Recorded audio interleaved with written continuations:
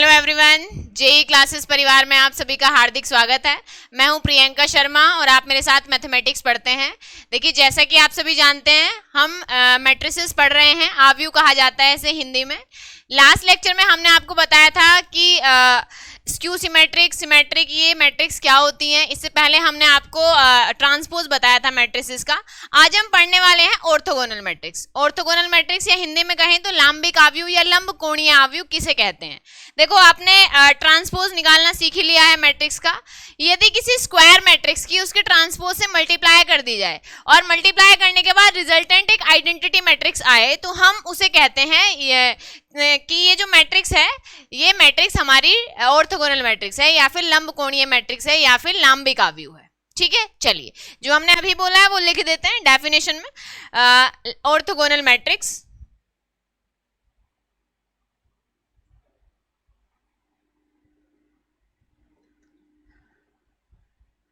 लांबिक आव्यूह।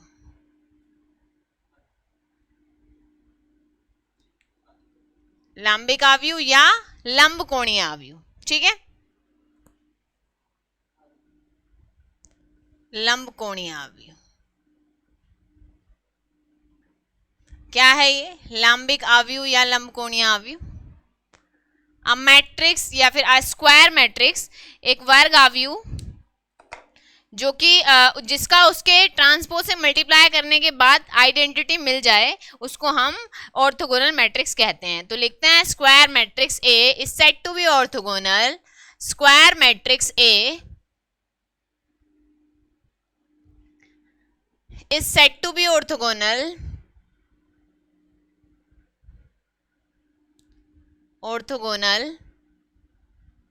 if a dash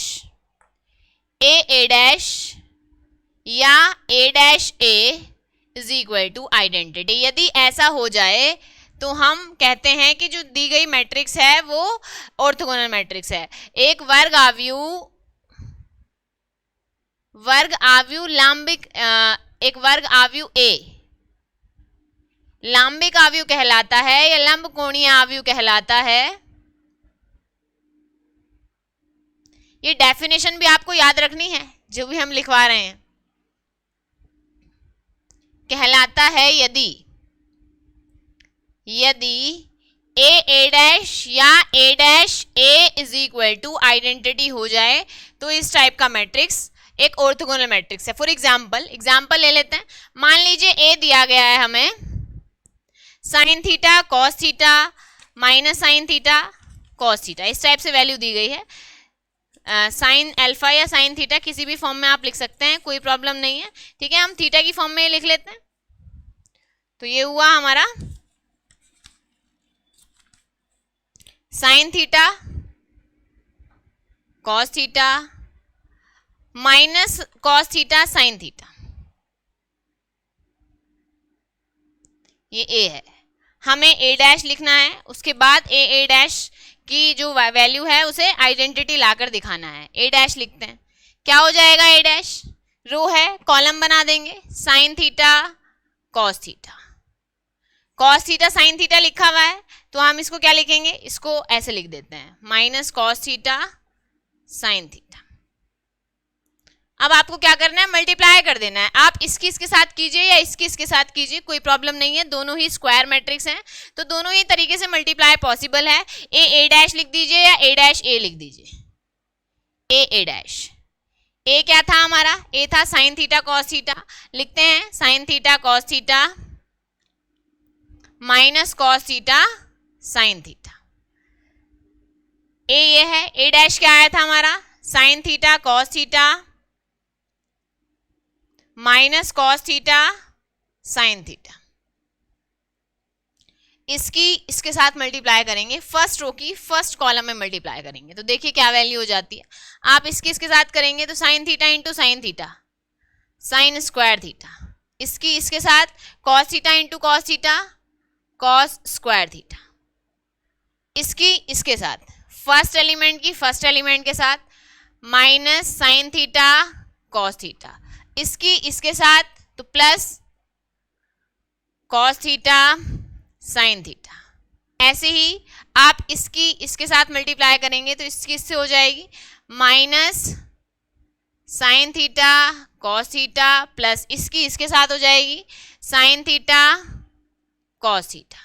ठीक है, आप इसकी इसके साथ करेंगे तो cos theta into cos theta, minus minus plus हो जाना है, कॉस स्क्वायर थीटा प्लस इसकी इसके साथ करेंगे sine theta into sine theta sine square theta. अब आप देखिए ये इससे कैंसिल हो जाएगा, ये इससे कैंसिल हो जाएगा, फाइनली यहाँ भी जीरो यहाँ भी zero. Sine square theta plus cos square theta की वैल्यू आप जानते ही हैं, ये ट्रिग्नोमेट्रिक आइडेंटिटी है, वैल्यू 1 हो जाती है, इसकी वैल्यू भी 1 हो जाती है। तो फाइनली हमें वैल्यू क्या मिल जाएगी, फाइनली हमें वैल्यू मिल जाएगी आई मीन्स 1001 1001। और आप जानते हैं कि आप इसको आइडेंटिटी मैट्रिक्स कह देते हैं, आप इसको आई लिख सकते हैं। ठीक है, चाहे आप ए डैश को ए से मल्टीप्लाई कीजिए, मींस पहले इसको लिख दीजिए बाद में इसको लिख दीजिए, कोई प्रॉब्लम नहीं है, इससे भी वैल्यू आपको सेम ही मिलेगी। ठीक है, तो A dash is equal to identity आ जाता है या A dash A is equal to identity आ जाता है, तो हम कह देते हैं कि given matrix A is an orthogonal matrix.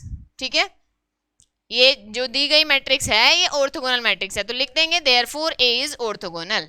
ठीक है, ये जो ए था ये ऑर्थोगोनल था, यहाँ लिख देते हैं देयरफॉर, यहाँ के बाद हम यहाँ लिख देते हैं ए इज ऑर्थोगोनल गोनल मैट्रिक्स, या ए एक लांबिक आव्यूह है। ठीक है, ए एक लांबिक आव्यूह है या लंब कोणीय आव्यूह है, दोनों ही वर्ड आपको याद रखने हैं, कोई भी आ सकता है एग्जाम में। ठीक है, लांबिक आव्यूह है या लंब कोणीय आव्यूह है। क्लियर है, तो बात समझ में आ गई। ए डैश, सबसे पहला पॉइंट तो ये है कि मैट्रिक्स स्क्वायर मैट्रिक्स होना चाहिए। ठीक है, स्क्वायर मैट्रिक्स कौन सा होता है, रो और कॉलम जिसमें इक्वल होती है। ठीक है, क्योंकि स्क्वायर मैट्रिक्स होगा तभी आप आइडेंटिटी मैट्रिक्स ला पाएंगे, क्योंकि आइडेंटिटी मैट्रिक्स भी एक स्क्वायर मैट्रिक्स ही होता है। क्लियर, तो जैसे ही आप मल्टीप्लाई करेंगे आपको आइडेंटिटी मिल जाएगा। आइडेंटिटी मिल गया, इसका मतलब लंब कोणीय आव्यूह है या ऑर्थोगोनल मैट्रिक्स है। ठीक है, चलिए अब कुछ क्वेश्चंस ले लेते हैं जिसमें हमें प्रूफ करके दिखाना है कि दिया गया मैट्रिक्स ऑर्थोगोनल मैट्रिक्स है। ठीक है, एक और क्वेश्चन ले लेते हैं 2/2 ऑर्डर का, ये साइन थीटा कॉस थीटा की फॉर्म में था, एग्जाम्पल में थोड़ा चेंज भी कर सकते हैं आप, पहले कॉस थीटा फिर साइन थीटा लिख लीजिए, कोई प्रॉब्लम नहीं है। ठीक है, एग्जाम्पल कोई भी दे सकते हैं, जब देखो वैसे तो एग्जाम में कभी कभी डेफिनेशन पूछ ली जाती है, डेफिनेशन विद एग्जाम्पल भी पूछ लिया जाता है। ठीक है, चलिए बढ़ते हैं आगे। प्रूफ करने के लिए दिया गया है इस बार क्वेश्चन में हमसे कहा गया है कि प्रूव दैट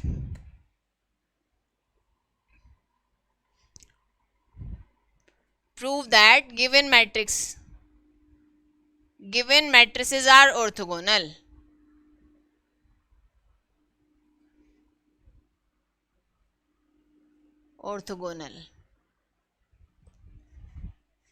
दिए गए आव्यूह लांबिक आव्यूह हैं। ठीक है, सिद्ध कीजिए कि दिए गए आव्यूह लांबिक आव्यूह हैं। सिद्ध कीजिए कि दिए गए आव्यूह लांबिक आव्यूह हैं। करके दिखाते हैं सिद्ध। क्या करना है हमें, A dash is equal to identity चाहिए, लांबिक या लंब कोणीय।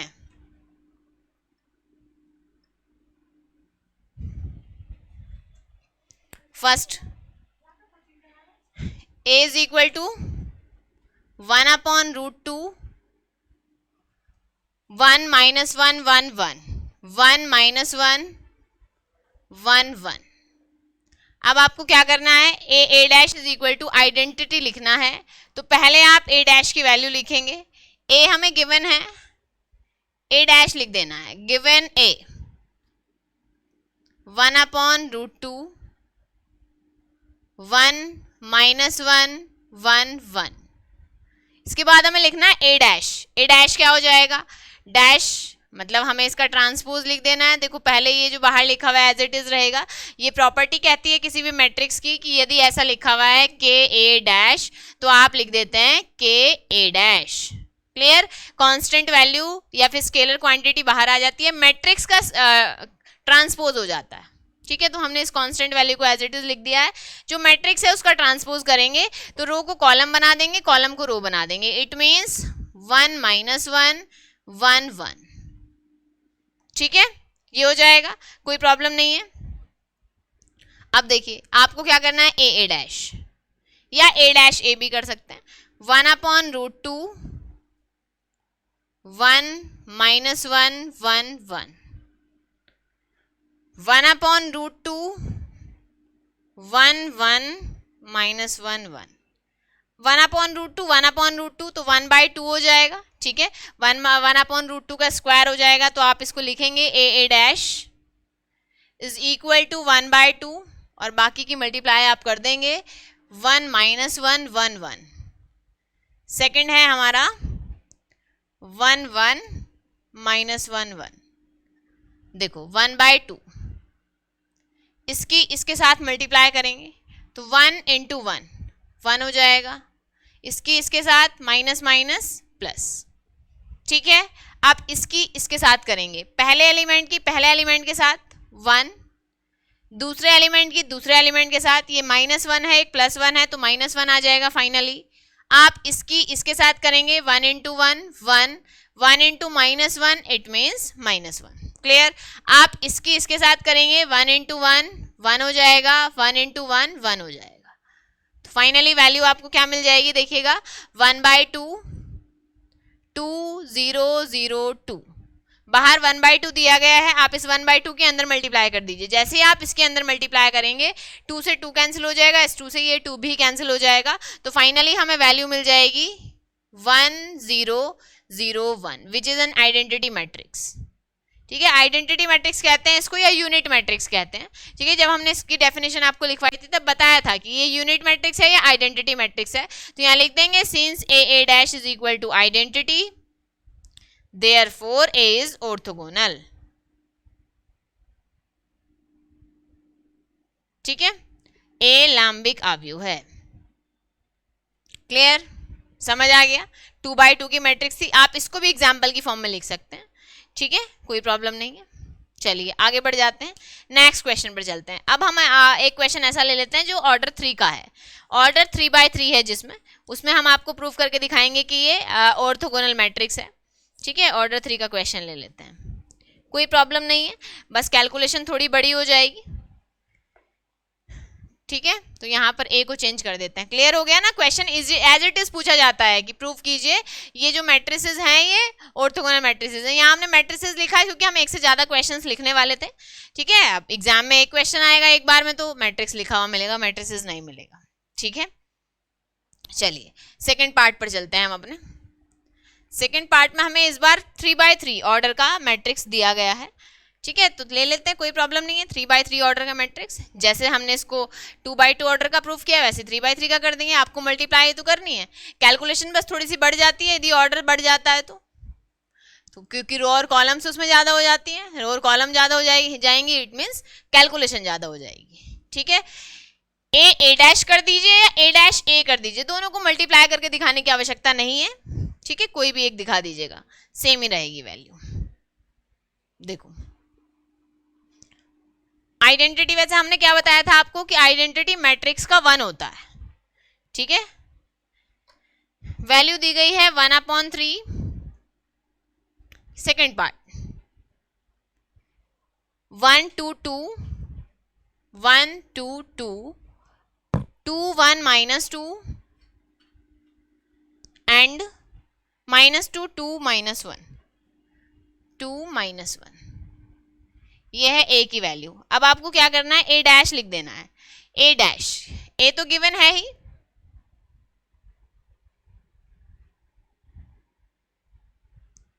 One by 3 1 2 -2 2 1 2 2 -2 -1।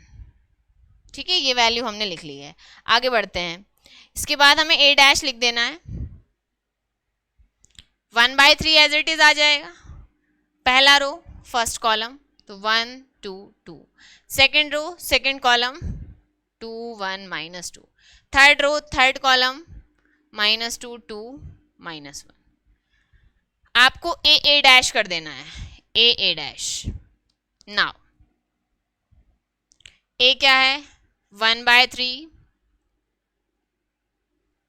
1 2 2 2 1 -2 -2 2 -1 इंटू 1/3, ये वैल्यू है हमारी 1 2 -2 1 2 -2 2 1 2 एंड 2 -2 -1 2 -2 -1 1/3 इंटू 1/3 1/9 हो जाएगा, तो हमने इसको लिख दिया 1/9। ये हुआ हमारा 1/9। इधर चल रहा है ए डैश, थोड़ा इधर लिख लेते हैं ताकि हमारा पूरा मैट्रिक्स आ जाए यहाँ पर। अच्छा, अभी तो हम मल्टीप्लाई करेंगे। ये हुआ हमारा ए dash is equal to 1/9 1 2 2 2 1 -2 -2 2 -1 into 1 2 -2 2 1 2 2 -2 -1। ठीक है, जैसे ही आपने मल्टीप्लाई किया 1/9 as it is, first row की फर्स्ट कॉलम में आप मल्टीप्लाई करेंगे। 1 इंटू 1 1, 2 इंटू 2 4, 2 इंटू 2 4। इसके साथ मल्टीप्लाई करेंगे। 1 इंटू 2 2, 2 इंटू 1 2, 2 इंटू 2 -4। ठीक है, इसके साथ मल्टीप्लाई करेंगे तो -2 +4 -2। ठीक है, एज इट इज आप इसके साथ मल्टीप्लाई करेंगे। इसके साथ मल्टीप्लाई 2, इसके साथ 2, इसके साथ -4। ठीक है, अब आप इसके साथ मल्टीप्लाई करेंगे। इसके साथ 4, इसके साथ +1, इसके साथ +4, -2 -2 +2 हो जाएगा, मतलब +4 हो जाएगा जैसे ही आप मल्टीप्लाई करेंगे। इसके साथ -2 इंटू -2 -4, 1 इंटू 2 2 और -2 इंटू -1 +2। ठीक है, ऐसे ही आप इसके साथ -2 इंटू -1 -2, इसके साथ +4, इसके साथ -2। ठीक है, आप इसके साथ करेंगे -2 इंटू -2 -4, इसके साथ +2, इसके साथ +2। ठीक है, इसके साथ करेंगे -2 इंटू -2 +4, इसके साथ +4, इसके साथ +1। ये हो जाएगा आपका 1/9। ये हो गया 9, ये 0, ये 0। देखिए ये सारे प्लस में है। 4 -4 0, ये -2 -2 -4 +4 0। ये हो जाएगा 0, ये हो जाएगा 9, ये हो जाएगा 0, ये 0, ये 0, ये 9। अब आप 1/9 के अंदर मल्टीप्लाई करेंगे। जैसे आप 1/9 के अंदर मल्टीप्लाई करेंगे तो ये वैल्यू हो जाएगी 1 0 0 0 1 0 0 0 1। तो फाइनली आइडेंटिटी। ठीक है, आइडेंटिटी हमने आपको बताया था 3 है, तो इसको आप I3 भी लिख सकते हैं। यदि ऑर्डर 2 का है तो I2 भी लिखा जा सकता है। जितनी भी बार I आ रहा 1 आ रहा है आप ऐसा मानकर चलिए उतना लिख सकते हैं आप इसके सफिक्स में। क्लियर, ये 3/3 ये थर्ड ऑर्डर की आइडेंटिटी मैट्रिक्स है। यहाँ से मिल जाता है A dash is equal to identity, therefore A is orthogonal matrix. Orthogonal matrix या A एक लांबिक आव्यूह है या लंब कोणीय आव्यूह है। ठीक है, लिख देंगे A एक लंब कोणीय आव्यूह है। A एक देयरफॉर लांबिक आव्यूह है।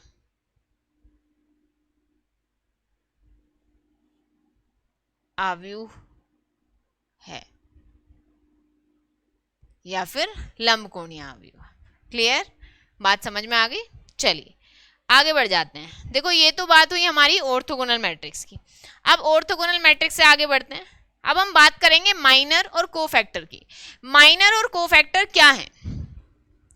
देखिए कोई भी मैट्रिक्स दी गई है, किसी भी मैट्रिक्स में हम मैट्रिक्स के एक एलिमेंट का माइनर निकालना चाहते हैं, तो वो एलिमेंट जिस रो और जिस कॉलम में आ रहा है उन दोनों को छोड़कर जो भी एलिमेंट्स बचते हैं उनका डिटर्मिनेंट लिख लेंगे। ठीक है, डिटर्मिनेंट को कहते हैं हिंदी में सारणिक। ठीक है, उसकी वैल्यू निकाल के बता देते हैं हम अभी। डिटर्मिनेंट लिखेंगे। डिटर्मिनेंट सॉल्व किया जा सकता है, मैट्रिक्स को तो मैट्रिक्स की फॉर्म में ही लिखते हैं, लेकिन डिटर्मिनेंट को सॉल्व करके एक वैल्यू मिल जाती है, तो सॉल्व करने के बाद जो वैल्यू आती है उसे हम कहते हैं माइनर। हिंदी में कहा जाता है सहखंड, सॉरी लघु घटक। इसके बाद हम बात कर लेते हैं कोफैक्टर की। कोफैक्टर क्या है? लघु घटक है, सॉरी कोफैक्टर को सहखंड कहते हैं। माइनर लघु घटक है, कोफैक्टर सहखंड है। माइनर की यदि -1 रो प्लस कॉलम के साथ मल्टीप्लाई कर दी जाए तो हम जो रिजल्टेंट वैल्यू मिलती है उसको कोफैक्टर कहते हैं। ठीक है, आगे हम कोफैक्टर से बनी हुई मैट्रिक्स भी पढ़ेंगे, एडजॉइंट मैट्रिक्स। इससे पहले हम आपको बस ये बता दें कि माइनर और कोफैक्टर क्या होते हैं और हम इनको कैसे निकालते हैं। ठीक है, क्योंकि अभी हमें एडजॉइंट मैट्रिक्स भी पढ़ना है आगे।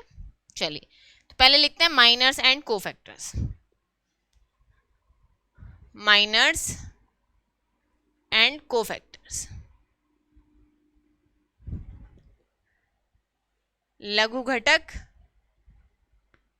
और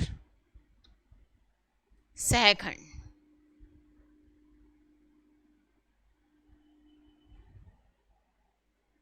ठीक है, पहले माइनर लिखते हैं।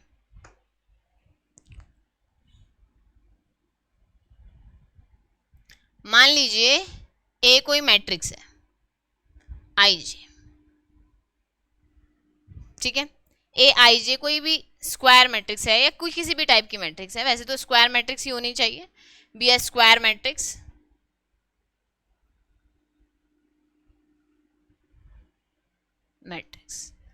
Then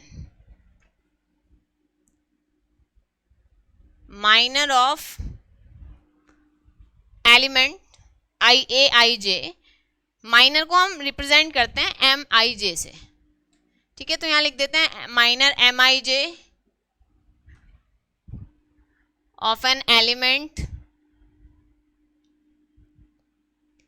A i j of A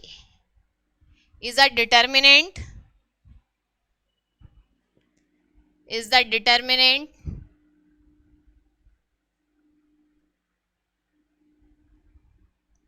of matrix obtained by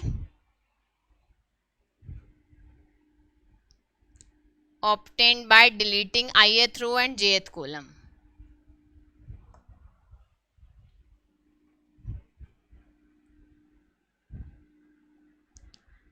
ith row and jth column.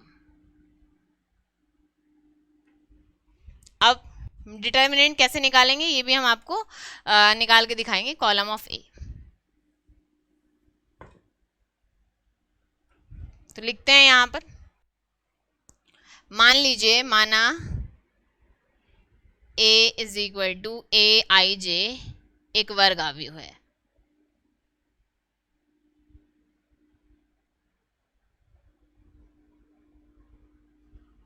ठीक है, तब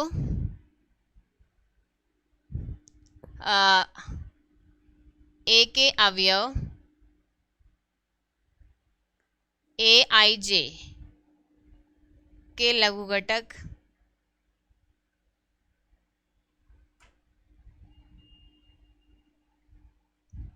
का लघु घटक एम आई जे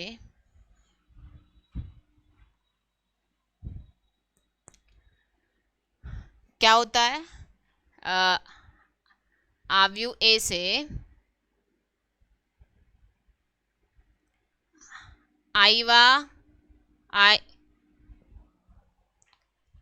आईवी पंक्ति और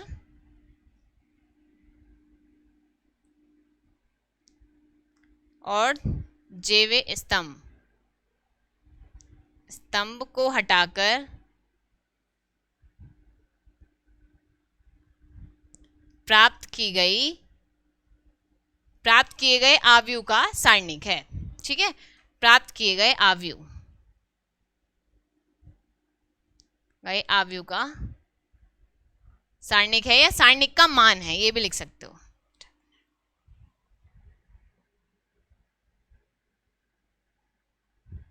ठीक है, तो क्या है, ए आई जे एक वर्ग आव्यूह है, तब ए के अवयव ए आई जे का लघु घटक एम आई जे, इसको एम आई जे से रिप्रेजेंट करते हैं।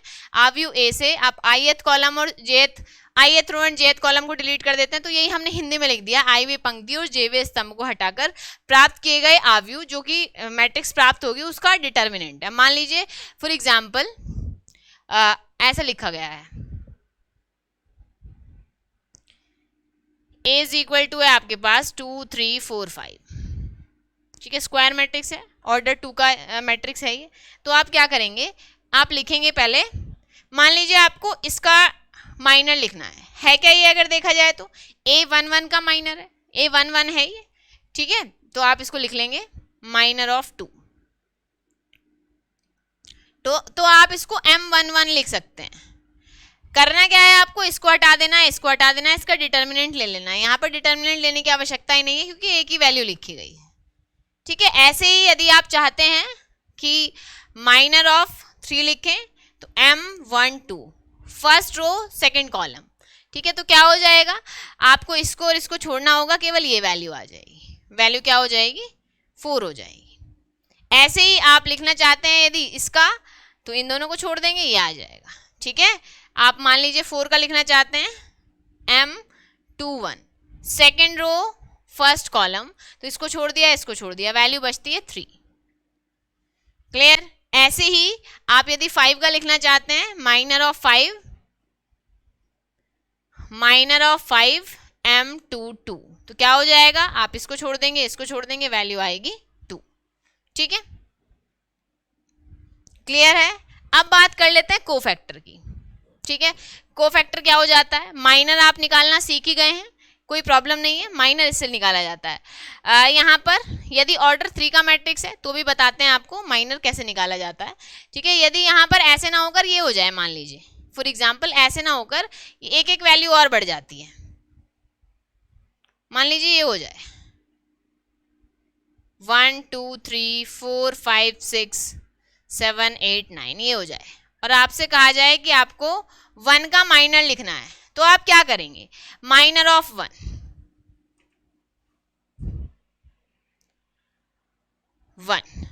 M पहला एलिमेंट है, फर्स्ट रो फर्स्ट कॉलम में आता है, तो आप इसको लिखेंगे M11, क्या हो जाएगा, देखिए हमने क्या बताया था, जिस रो और जिस कॉलम में ये आ रहा है, first row first column, ith row ith column छोड़ देना है, बचता है ये एक मैट्रिक्स है, ठीक है, तो ये भी मैट्रिक्स है, इस मैट्रिक्स का डिटर्मिनेंट ले लेना है। अब यदि आप देखें तो ये मैट्रिक्स बनेगी 5 6 8 9, ठीक है। यदि आपको डिटर्मिनेंट लिखना है मैट्रिक्स को, तो आप जैसे मोड का साइन होता है ना, ऐसा लगा देना है आपको, ठीक है, तो ऐसे बन जाएगा। और इसकी वैल्यू निकालते कैसे हैं हम, इसकी इसके साथ मल्टीप्लाई करते हैं, 45 माइनस इसकी इसके साथ, तो वैल्यू क्या हो जाएगी -3।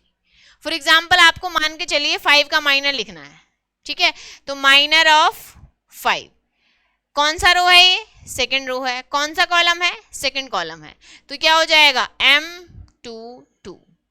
आपको ये रो और ये कॉलम छोड़ देना है, क्या बचा 1 3 7 9, जैसे लिखा हुआ है वैसे ही लिख देना है, मींस जो वैल्यूज रो में लिखी गई हैं उन्हें रो में लिखेंगे आप, जो कॉलम्स में लिखी गई हैं उन्हें कॉलम्स में लिखेंगे, तो क्या हो जाएगा 1 3 7 9। आप इसको कैलकुलेट कर लेंगे, इसकी इसके साथ मल्टीप्लाई 9 माइनस इसके इसके साथ मल्टीप्लाई 21, ठीक है। ये एरो हम इसलिए लगा रहे हैं ताकि आपको कंफ्यूजन ना हो किसकी किससे मल्टीप्लाई की, और किसको पहले लिखा किसको बाद में लिखा, आपने इसको लिखा फिर माइनस लगाया फिर इसको लिखा, 21 से 9 घटाएंगे तो ये हो जाएगा -12। ये हमारा आंसर है, ये हमारे माइनर्स हैं, ऐसे ही आप सबको निकाल सकते हैं। अब ये कोफैक्टर्स लिख लेते हैं। कोफैक्टर क्या है, कोफैक्टर होता है सहखंड, हिंदी में कहा जाता है कोफैक्टर को सहखंड, ठीक है। तो यहाँ लिखेंगे कोफैक्टर, मैट्रिक्स को सेम ही रखना है। देखो कोफैक्टर निकालने के लिए आपको माइनर निकालना आना चाहिए, माइनर में हमें -1⁻⁰ को और इंक्लूड कर देना है, तो वो हो जाता है किसी भी मैट्रिक्स का कोफैक्टर, ठीक है। यदि हमारे साइन भी आ जाएं पॉजिटिव या नेगेटिव, तो उसको हम कहते हैं कोफैक्टर या फिर सहखंड, ठीक है। जैसे डिटर्मिनेंट जब हम पढ़ते हैं तो प्लस माइनस इस फॉर्म में चलता है। अभी जैसे हम 3/3 ऑर्डर का डिटर्मिनेंट आपको सॉल्व करके दिखाएंगे, क्योंकि आगे आगे जैसे हम बढ़ेंगे हमें कोफैक्टर पढ़ना है, मैट्रिक्स का एडजॉइंट मैट्रिक्स पढ़ना है, ठीक है। तो हमें सब आना चाहिए। यहां पर लिखेंगे कोफैक्टर,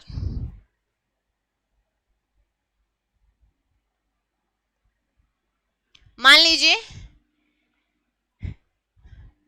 द कोफैक्टर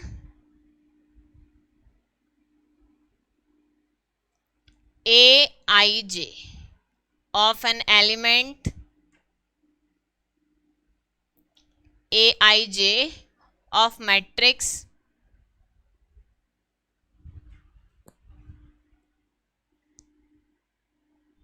ये मैट्रिक्स है, इसके इस एलिमेंट का कोफैक्टर लिखना है Aij, ठीक है।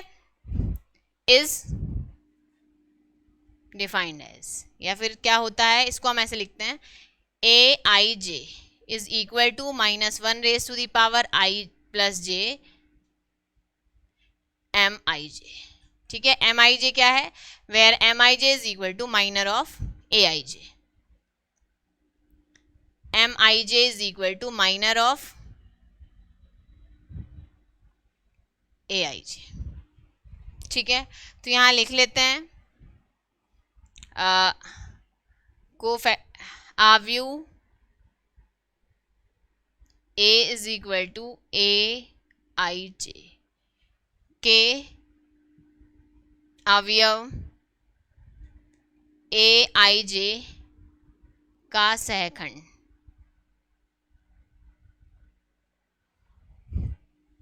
Aij is equal to -1 raise to the power i plus j Mij, where जहां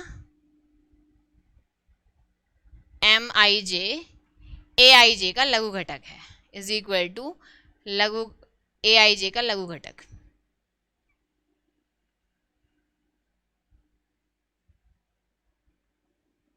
ठीक है। अब देखिए जैसे ये एग्जाम्पल ले लेते हैं जो सेम है। यहाँ पर आपको क्या करना है, यहाँ पर आपको सेकंड निकालना है। माइनर आपने A11 का लिख दिया है, M11 हमने क्या किया, हम चाहते हैं कि सेम एग्जाम्पल 1 2 3 4 5 6 लिख देते हैं ढंग से।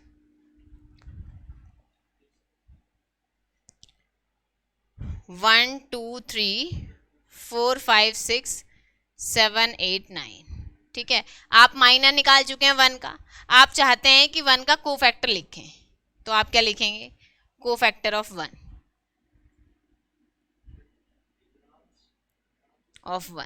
क्या हो जाएगा, ये A11 आप लिख सकते हैं इसको, ठीक है। तो -1 raise to the power 1 plus 1 minor of 1, minor क्या है, इसको छोड़ा 5 6 8 9, ठीक है। इसको कैलकुलेट कर लेंगे हम, माइनर कैलकुलेट करेंगे तो देखिए क्या वैल्यू आ जाएगी। जैसे ही हम इसको कैलकुलेट कर लेंगे तो हमें वैल्यू मिल जाएगी -1 का स्क्वायर 45 - 48 प्लस 1 हो जाता है -3, फाइनली -3, ठीक है। आगे बढ़ जाते हैं। A1 आपको मान लीजिए कोफैक्टर लिखना है इसका 7 का, ठीक है, या 8 का ले लीजिए, चलिए cofactor of 8, cofactor of 8। A कौन सा रो है, थर्ड रो है, कौन सा कॉलम है, सेकंड कॉलम है, ठीक है। A32 तो -1 raise to the power 3 plus 2, minor क्या हो जाएगा, M32 लिख सकते हैं आप इसको ऐसा लिख सकते हैं M32, या फिर -1 की power 3 plus 2 5, -1 raise to the power 5, M32 क्या हो जाएगा, आपने इसको और इसको छोड़ दिया, ये जो बचा है इसको लिख लिया हमने, तो वैल्यू क्या आएगी 1 4 3 6। कैलकुलेट कर लेते हैं, -1 की पावर 5 इसका मतलब -1, 6 इसके साथ मल्टीप्लाई, माइनस इसके साथ 12, तो -1 इंटू -6 कुल मिलाकर वैल्यू आ जाएगी +6, ठीक है। तो इसी टाइप से आपको बाकी कोफैक्टर्स भी लिख देने हैं। क्लियर, बात समझ में आ गई। तो आपको कोफैक्टर, माइनर, इससे पहले हमने ऑर्थोगोनल मैट्रिक्स, ये सब जो बताया है वो डेफिनेटली समझ में आ गया होगा, ठीक है, वैसे हम उम्मीद करते हैं आपको सभी समझ में आ गया होगा। यदि आपको क्वेश्चन दिया जाए कि एक मैट्रिक्स है, इसके सभी एलिमेंट्स के कोफैक्टर और माइनर लिखिए, तो आप डेफिनेटली कर सकते हैं। मुझे नहीं लगता कि इसमें कोई प्रॉब्लम आपको आने वाली है। ठीक है, जहाँ पर हमने आपको 2 वैल्यूज के कोफैक्टर और माइनर लिखकर दिखाए हैं। माइनर हम पहले लिख चुके थे 1 का, कोफैक्टर यहाँ पर लिख दिया है। माइनर कोफैक्टर में ज़्यादा डिफरेंस नहीं है, बस इसी को तो इंक्लूड किया है। ठीक है, -1 raise to the power row plus column. Clear? तो आप बाकी जितने भी बचते हैं एलिमेंट्स, उन सब के कोफैक्टर्स और माइनर्स, ठीक है, वो सब लिख कर लाएंगे, मतलब सॉल्व करके लेकर आएंगे इसको। ठीक है, तो आज की क्लास में हम टॉपिक यहीं तक रखते हैं। नेक्स्ट क्लास में इससे आगे वाले टॉपिक्स पढ़ेंगे। देखिए अभी हमें बहुत सारी चीज़ें पढ़नी है इसमें। हमें अभी एडजॉइंट मैट्रिक्स पढ़ना है, क्या होता है, सिंगुलर मैट्रिक्स क्या है, नॉन सिंगुलर मैट्रिक्स क्या है, ये सब पढ़ेंगे। डिटर्मिनेंट की वैल्यू कैसे निकालते हैं, 2/2 ऑर्डर का डिटर्मिनेंट तो हमने आपको सॉल्व करके दिखाई दिया है। यदि ऑर्डर 3 हो जाए तो कैसे सॉल्व करते हैं, ये भी हम आपको नेक्स्ट क्लास में बताएंगे। ठीक है, चलिए फिर आज की क्लास को हम यहीं पर फिनिश करते हैं। जितने भी टॉपिक्स हमने आज आपको क्लियर कराए हैं या फिर समझाए हैं, क्वेश्चंस कराए हैं, वो सब आपको पढ़ लेने हैं अच्छे से। यदि एक बार में समझ में नहीं आता है तो क्लास को रिपीट देख लीजिएगा। ठीक है, डेफिनेटली आपको सारे टॉपिक्स क्लियर हो जाएंगे। एक एक क्वेश्चन, एक एक वर्ड जो हमने आपको बताया है, डेफिनेटली सब क्लियर हो जाएगा। ठीक है, तो चलिए फिर खत्म करते हैं। मिलते हैं आप सभी से इससे अगली वाली क्लास में। तब तक के लिए आप अपना और अपने परिवार का ध्यान रखिए और प्रैक्टिस करते रहिए। धन्यवाद। जय हिंद, जय भारत।